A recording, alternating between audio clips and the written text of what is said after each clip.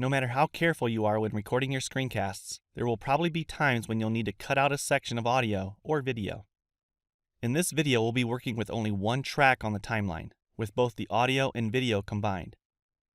This just means that when we make a cut, it will remove both audio and video at the same time.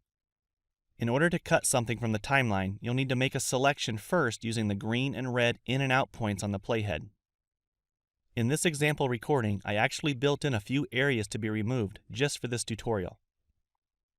And if you haven't already, you are welcome to download this sample script using the link below to create your own recording to follow along and practice. The opening line in this script is the first part that needs to be cut. In order to make a precise selection to cut, you may need to use the zoom in slider to show more detail on the timeline. This allows you to see breaks in the audio much easier. With the playhead positioned at the beginning of the timeline, click and drag the red out point to make the selection. If you press your spacebar, your video will play back only the selected area on your timeline. Hello and welcome to this video tutorial on how to use the Microsoft Windows Calculator. This is a great way to confirm that you've selected the correct area.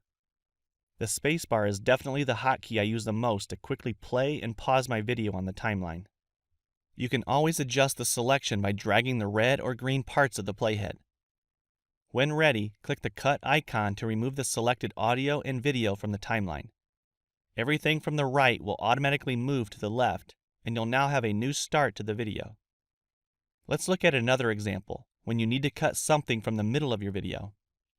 If we look at the sample script again, an was built in during step 5 that needs to be removed. To find that audio, position the playhead where you think it might be, and then press the spacebar to play back the video. Remember that you may need to zoom in or out of the timeline to help locate the exact piece of audio. Once you find it, make the selection using the green and red in and out points. Press the cut icon and the is removed. Everything to the right is moved left to keep everything in sync. We'll finish with one more example when the section you want to cut is at the end of a clip.